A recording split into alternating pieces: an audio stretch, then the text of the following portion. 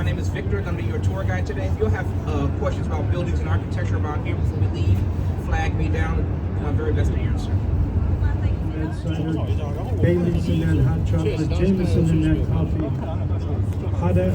Fix you a nice vodka pink lemonade. Ice cold beer, pour you a nice glass of wine too. Soda chips, pretzels, bottled water, cold North Michigan by Holabird and Root. Want to notice a number of modern, international type buildings called black box modern. These type of buildings really came to being after the Second World War and lasted late 1970s and early 80s. You will also notice a number of postmodern buildings. And postmodern architects got sick of the stripped down variation of international black box buildings. That was very boring. After a while, it kind of was. Let's get started. So we're near Michigan Avenue. Get to our right coming up. You have the elegant white glazed terracotta clad Wrigley building. Section on the river, 1921, northern half, 1924. Spanish revivalist design with French Renaissance elements. It's clad with 6 different shades of white glazed terracotta, inspired from baked clay. This is the building in Schulenburg, designed by Graham Anderson, Probst and White. Tall reflective glass building right here in front with a blue-like spire on top. It's currently Chicago's second tallest building. The height does include the very top and tip of the spire.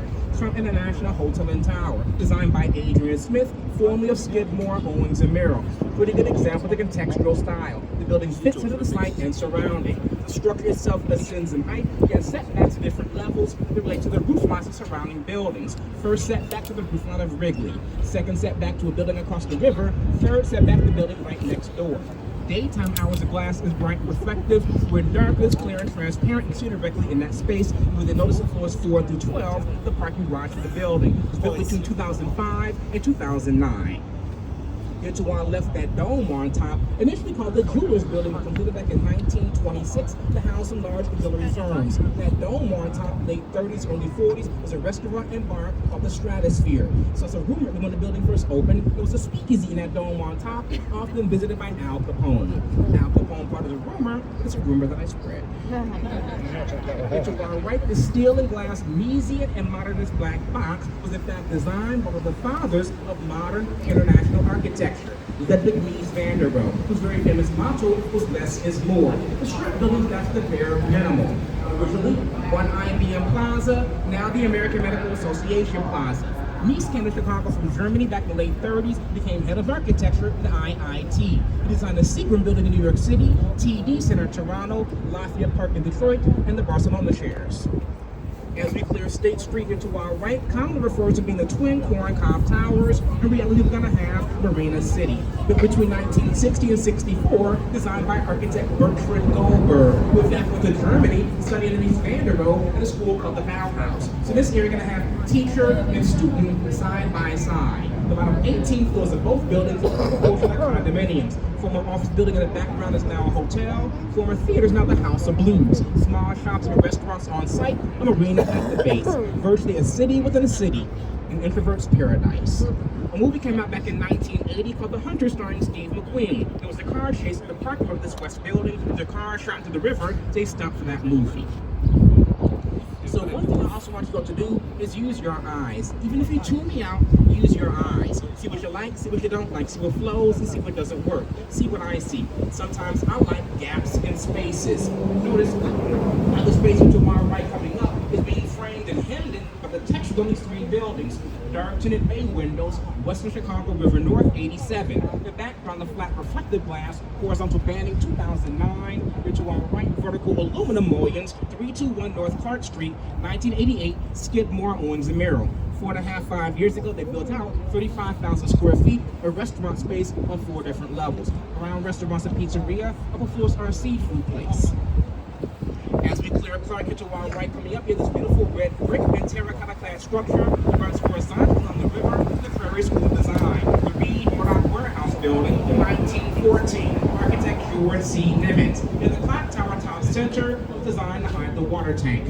When built, perfectly symmetrical. Now notice, the left-hand side of the western half is 1 bay shorter than the right. And that is because they built this bridge across the river back in 1928 and widened the roadway, then demolishing the westernmost bay and reclad what was left to look like it originally did. Rising up 785 feet, the modern, glassy, and reflective 300 North LaSalle, designed by Picard Children Architects out of New Haven, Connecticut. Clad with abundance of glass and aluminum. You have a very nice tulip riverfront. The steakhouse is yummy. So prior to the building being built in the 1950s era city parking garage on this site, torn down back in like 2005. Around here, I do like the contrast between 2009 modern and the older building next door. A pretty good example of the Chicago school style of architecture, the tripartite design. Think of a Greek column. It's a base, shaft, capital on top. The base of the building visually anchors the structure of the ground. The shaft draws your eye upward. The corners are on the top to finish things off. This was a tea and coffee warehouse, was completed back in 1912. Last penthouse added back in 1984.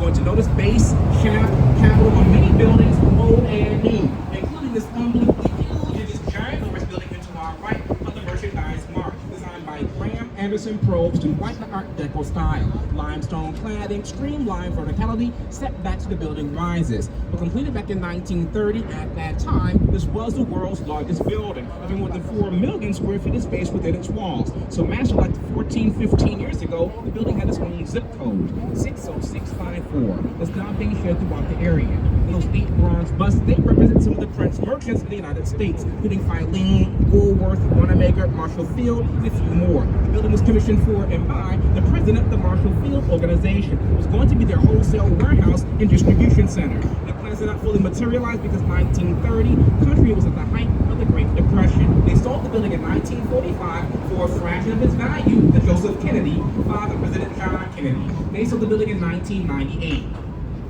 So we're now at Wolf Point, where the 3 branches come together: main branch, north branch, south branch. So around here, brand new, bring in the background, brand new there, brand new, brand new. 6 new buildings around here for the past 8 years. The most recent completion, the one directly here to our right, Salesforce Tower, should be done in just a few short months. Last I've read, they're about 92% leased up for this building. 2 different companies, Salesforce and some law firm. And a few more spaces available. Otherwise, that's about it. Should be done sometime later on this year. Finished the building into our right back in 2016. It's called River Bend. The beautiful sculpture was finished 2 years ago as well. Now, the building directly here in front of us, the one that everyone just kind of is drawn to, 150 North Riverside by Getch Partners. Again, a pretty good example of form follows function. Right now, I told you I was going to have a moment. It'll come to me later on. Right now, though, we're making our way here beneath the double-decker Lake Street Bridge, one of 4 double-decker drawbridges, the Spanish Chicago River. Other 4 double-deckers, Lake Street here in front of us is the oldest. This one is from 1916. The Chicago Mail upper level, and vehicular traffic on the lower level. We also have 3 other bridges: Michigan Avenue, Lakeshore Drive, as well as Wells Street. But if you ever have time while you're here, you kind of walk through this space directly here to our right. This is called a core supported building. The main central concrete core takes on the weight and load of the tower. Those diagonal beams have to transfer that load. All of my arms from my body, down on my hand, is going to fall right to my thigh. There's a bar from my palm to my waist. You can't push down. Same general concept in the diagonals. Again, the building itself opened up in 2017. There's also a very nice 1.5-acre landscape in the plaza directly here to our right. So as we near Randolph, here to our left, about 5 years ago, it was a 5-story utilitarian building from the mid-1950s. It has been torn down, and its weight now rises roughly 55-story tall building, 110 North Lacker by Getch Partners. Same firm who deliver the very full base. Building here to our left, also very dynamic base from the riverside with those tripod-like columns. This is one of the tallest office buildings built in Chicago over the past 30 years, rising to a height of roughly 820. Right now, the main offices in this building is for Bank of America, the Midwest Division, and here, the picture of the building is still on this site before it got torn down. I don't miss it, neither do you, because it was ugly.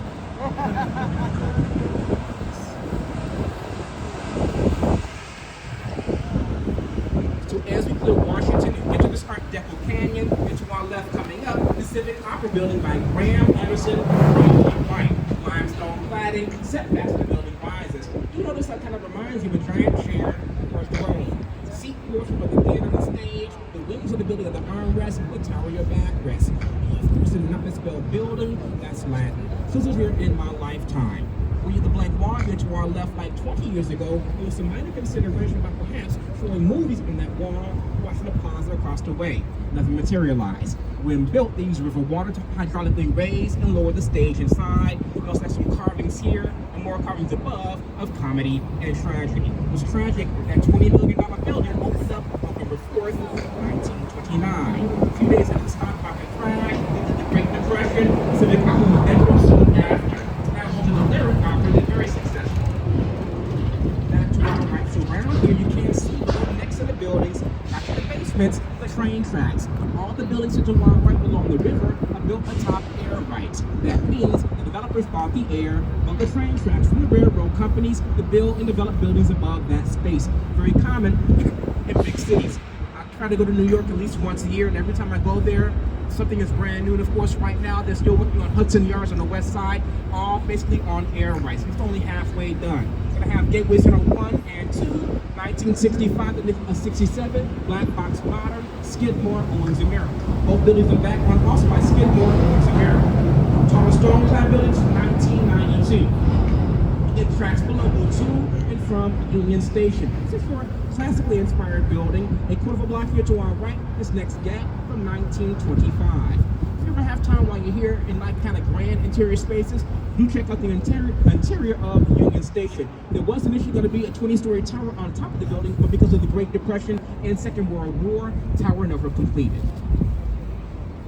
At one time, there was a beautiful grand concourse for Union Station stood directly coming up here to our right, but in the name of modernization, it was stupidly torn down back in 1969, placed the mediocre Gateway Center 3, 1971, Skidmore, Owens and Merrill.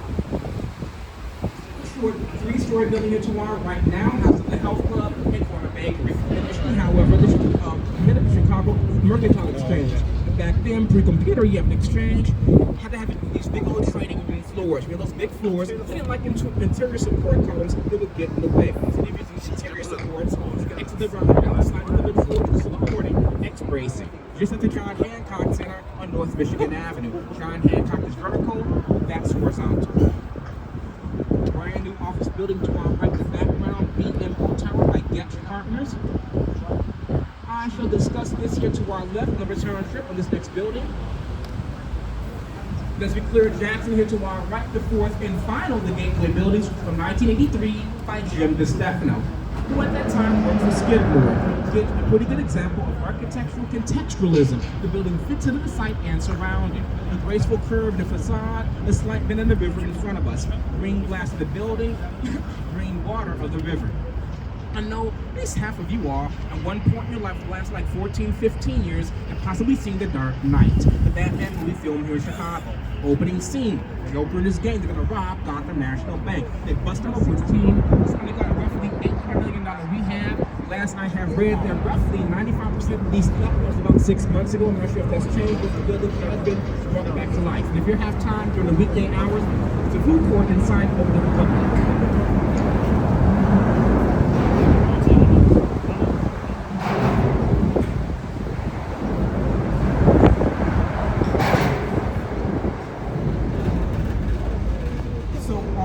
They have a 3-acre green roof for the tennis, they have a basketball court, walking path, roughly half-mile jogging path. I am not yet sure what's going to become of the small building here to our right. It was part of the complex, but it gets torn down, rehab. They have not yet made those plans clear. As we clear Harrison here to our right, the newer main post office from 1996, which is not worth your nor my time, so don't worry about it. But coming up here to our left, while this vacant and broken down land, at least it used to be, to 1971, our railroad land. 6 or 7 years ago, 2 different developers did team up and bought most of the land here to our left. From the bridge above us, the one in front of us had like 14 acres. So those 2 developers have since parted ways, but I can tell you the initial plans here for our left, for all this land, call for roughly 3,600 apartments. That has not yet changed. We'll see how things progress. As of now, one building is fully completed here to my left, coming up called the Cooper. It is rental, being built right now. We're still working on it. It's called the Reed, 41 floors, going to be half condo,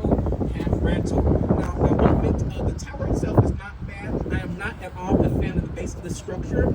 So initially on the base, looking at all this green space at first, we're gonna have duplexes like you see here to our left in the background, the corner.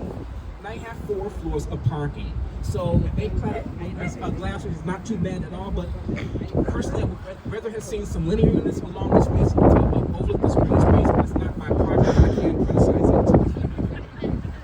So they're almost done, the skip has come down. I believe right now they are leasing the first resident should move in within the next few months. So until about 1972, a bridge did span the river, hit this location at Polk Street, and still see the abutments on either side. And here to our left, we have River City. It may remind you of a complex you saw like 10 minutes ago, Marina City. If it does, it should. Designed by the same architect, Bertrand Goldberg. The building here to our left is 20 years later, 1986. Once again, small marina at the base, but boaters want to dock in that space. They can leave their boats in the water year-round, especially behind the breakwall. When it's very, very cold out, they turn on bubblers in that marina, so the water is moving and agitated, so it does not freeze up. It was originally built as rental.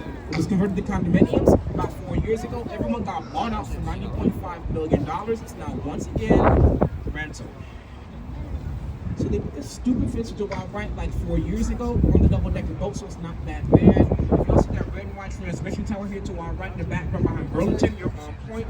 That's part of the Chicago Fire Academy. I use it as our landmark.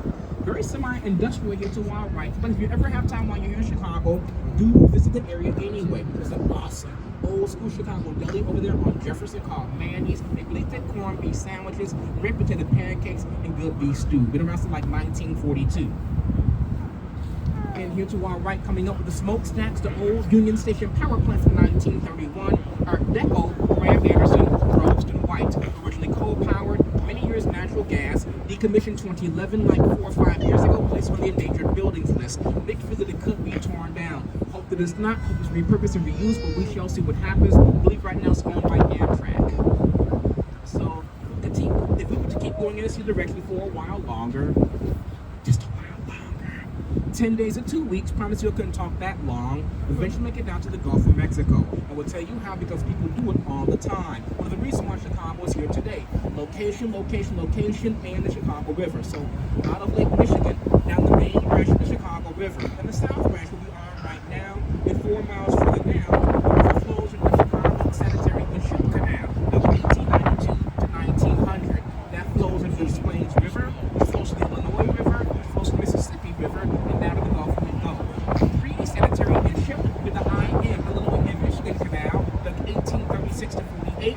And before there were any canals at all, the Native Americans who lived on this land would have to portage, pick up, carry, drag, and fleet about 5 miles over some mucky land called Mud Lake. During heavy rains, it would not be ported because Mud Lake would flood before its banks, allowing those 2 rivers to then actually connect. The first Europeans, narrow, random vertical slits going up and down the face, coming up to our right in the background. Right there is a jail.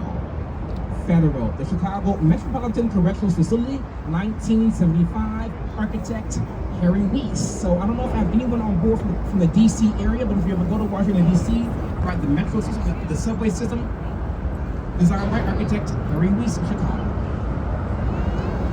Congress Parkway above, if you head east, you get it at Buckingham Fountain and Grant Park. It's going to stay at 290 and look at the side.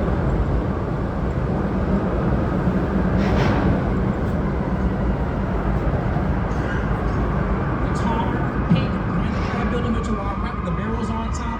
It's just an office building with a very unusual shape. You start out with a 6-sided base, but you end up with an 8-sided tower. This goes by its address, 311 South Wacker. The barrels on top serve no structural purpose, they're there for decoration only. They're not water tanks, not mechanical space, not turning man's damage, not there. They symbolize the building as headquarters of White Castle, not designed to look like somebody's wedding ring or engagement ring. Let's go through all the things we have asked before. No, only for aesthetics. Now, initially it took like 1,800 fluorescent lights to light those barrels at nighttime, and now everything is LED. When first being planned, they were going to have 3 buildings side by side, they're roughly equal height because of the overbuilding, the real estate bust in the late 80s, early 90s. Other 2 were not built. So again, kind of tease this earlier, here to our right in the core of this building is a partial map of downtown. South branch of the Chicago River. Red dot is this building where it sits in the street grid, it's saying you are here. North branch, main branch, where all three lines come together, we're gonna have Wolf Point. And I'll be honest, pre-map, no one cared about this building. Now you can't not talk about it, so you know what, get on them. And to our right, in this next gap, the Granddaddy the Mall. A beautiful, albeit neck-breaking and breathtaking view, as you can see, of the Sears slash, oh, who ever thought about that other than my prisons? Of course, it's not called the Lucas Tower. I'm gonna accept that. Tallest building in the world from 1974 to 1996. By architect Bruce Graham, engineer Fosbury Khan, Skidmore, Owens and Merrill. Like an 10-story tall building, office rising to a height of roughly 1451, just to the roof. Broadcast antennas, which those are, they're not considered architectural, they don't count in the height. If they did, 1729. The building itself is composed of 9 tubes bundled together. The structure itself ascends in height. Those tubes drop off at different floors to the wind load and sway overall strength of the building. On a crystal clear day, air-wise, you can see 4 states from the top. Illinois where we are, Indiana to the southeast, Michigan to the east across the lake, Wisconsin to our north. Daylight hours, 3 minutes longer on top versus ground level because of your elevation. Building itself engineered to sway to 18 inches in very, very, very, very high winds. It lost its title of being world's tallest back in 1996 when the Twin Petronas Towers in Kuala Lumpur, Malaysia opened up by Caesar Pelli. They have ornamental spires on top like Trump Tower, the Franklin Empire State, which count. Again, Sears and Big John are broadcast antennas, which don't count. That's pretty much like me, standing here on my tippy toes and wearing high heels and claiming to be 5'7". Total downright lie. Never have been, never will be. 4.5, thank you very much. Doesn't matter though, all been blown out of the water by the Middle East and the Burj Khalifa over in Dubai. There's 2,717 feet, putting John Hancock on top of Sears, designed by Adrian Smith, same cat-hooted Trump Tower here in Chicago. Right now, this country has a height limit of 2,000 feet because of the FAA stupid rule. To our right, twins. You notice the cores on both towers are serrated like a knife, giving you 16 corner offices per floor, times 2 buildings, times 40 floors. So no fighting amongst the executives to get the best view, best office, plus corner offices command superior rents, using more than one direction. To our left, down Madison, in this next gap, a 2-tone blue glass building, something that remind them of an oversized cash register, some say a waterfall. 500 West Madison from 1987 by architect Helmut Jahn. Same building, same architect who did the building I pointed out earlier, still under construction along Michigan Avenue. Again, re-entering this Art Deco canyon here to our left. To North Riverside Plaza, like the original name, a bit better. Chicago Daily News building from 1929 by Oliver and Root. And to our left, coming up currently the headquarters of Boeing, moved here back in 2001, 2002. Building itself designed by Perkins and Will, same firm who did dash dot building. What's cool about this one is its engineering. That steel truss on top, and that steel truss to support and suspend the southwest corner. Under the southwest corner, at the base at ground level, is a switching point where the train tracks crisscross each other.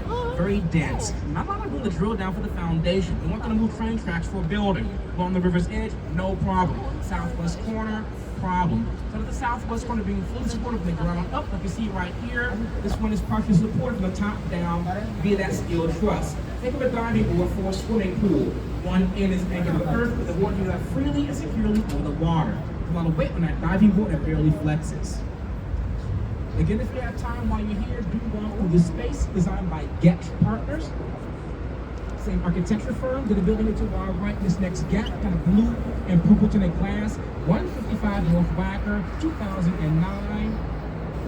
And again, same firm, gave us 150 here to our left. And the height to width ratios come up off the chart.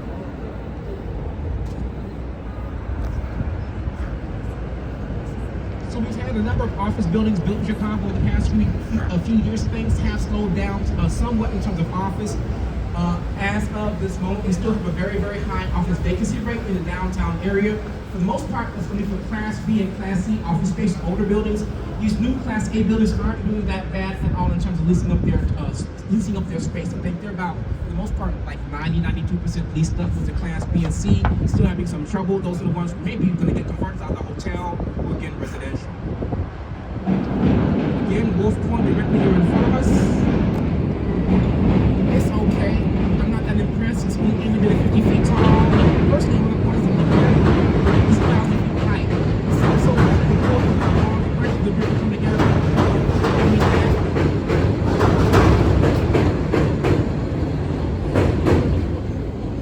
As we transition back to the main bridge, in front of us, another third glory, a full frontal view of the merchandise mart. 1 block wide, half block deep, 25 stories tall. Lost its title being the world's largest in 1943 with the opening of the Pentagon. 3 buildings side by side to our right with one thing in common. All 3 designed by the same architecture firm over 20 years. Cone, Pedersen, and Fox of New York. Same firm who did the tall pink building with the barrels on top. Dead center here to our right, 333 West Wacker, 1983, oldest of these 3. Again, if you have time while you're here, do explore the Riverwalk to our right. You can now walk from Lake Street to Lake Michigan along the river's edge uninterrupted. 6-7 years ago, you could not do that. And the roadway here to our right is Wacker Drive, named for Charles Wacker, first head of the Chicago Plan Commission. It is also one of the first bi-level roadways built anywhere. Initially, the lower level is intended for trucks. You can load and unload all your goods to the buildings along the roadway. Upper level for cars and pedestrians. So the car chase scenes from The Dark Knight and Blues Brothers take place on Lower Wacker. If you've never seen the Blues Brothers, you've missing a lot in life. It's a great classic. So if you've never seen that movie, recommend it you do. It's hilarious even. 43 years later. I think this May will be 43 years. It came out in 1980, I think. Pretty sure. But around here, we like to talk about some of the TV shows and movies that have been made in Chicago over the years, especially in my lifetime. Like one of my favorites is The Fugitive with Harrison Ford from like 1993. In the 1990s, you also had Backdraft. You had 1987 Child's Play. I love that movie as well. You had TV shows like let's see, Perfect Strangers was somewhat filmed here, and stuff like that. Here to our left is near Michigan Avenue, now coming into view, the beautiful Gothic Revival, Tribune Tower, 1925.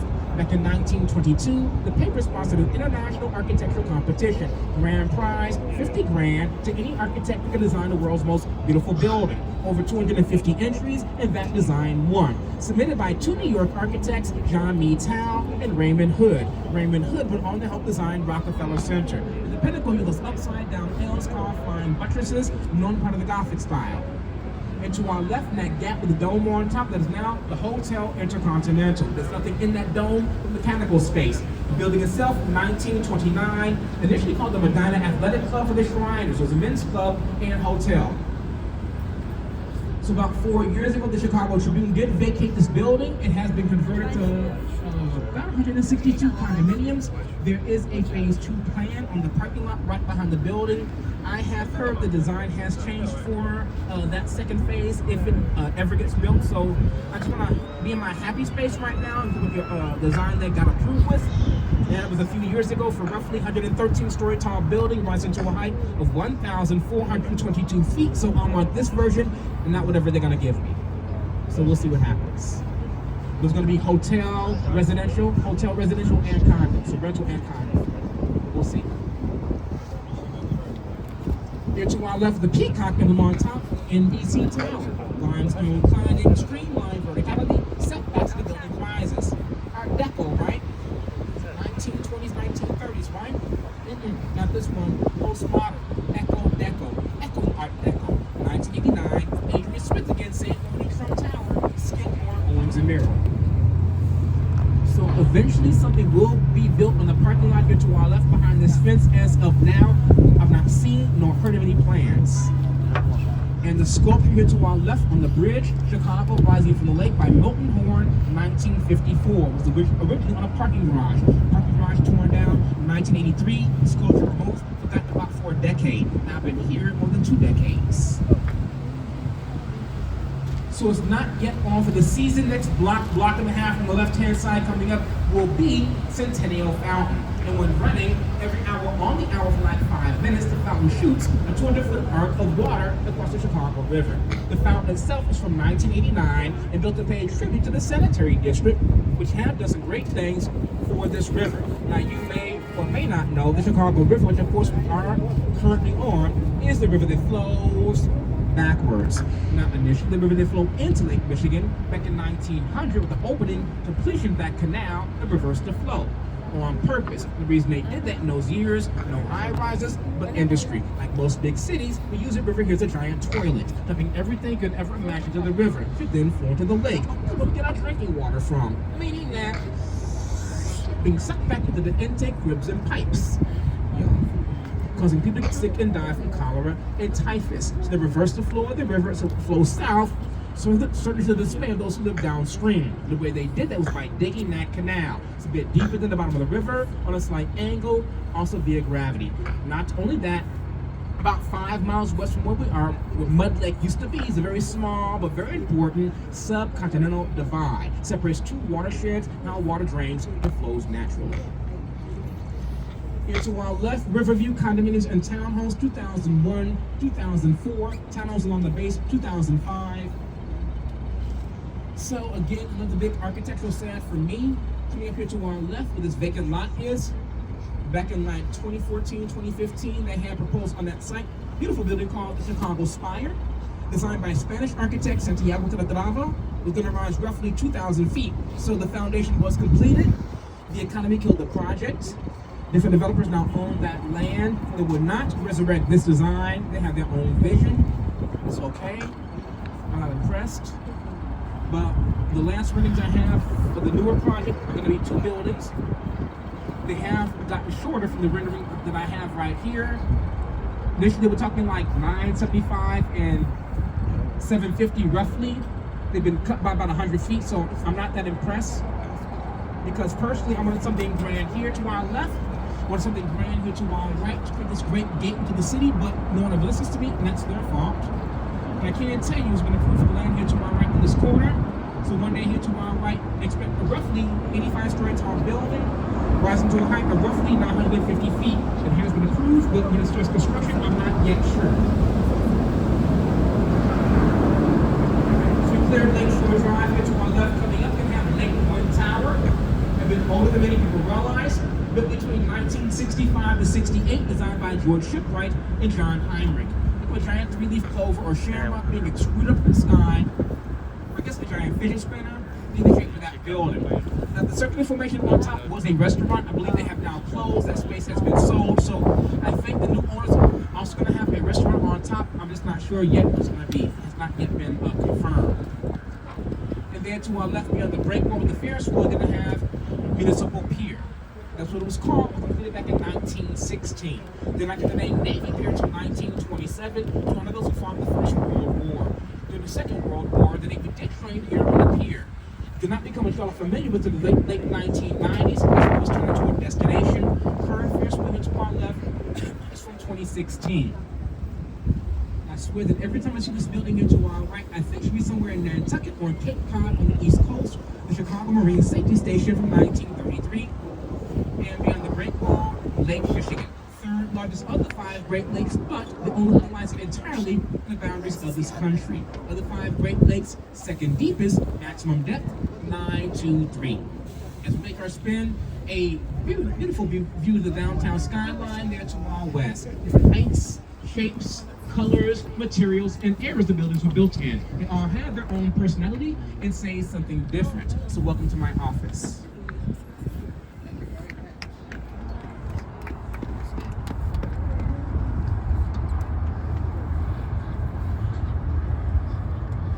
Regis. Bottom 12 floors are going to have a 200-room hotel that should open in the next few months. They're above about 400 condos. As you can see, you have like 5 to 6 different shades of green glass transitioning up and on the building. That space near the top that has no glass, that is called a blow-through floor. It will not add glass to that space. It will stay open as you see to allow the air and wind to blow through the building. That helps with the structural stability. That's one thing I didn't mention earlier because, again, my head is still getting back to the tour kid. The 150 Riverside Plaza has a very interesting cool base. It has 12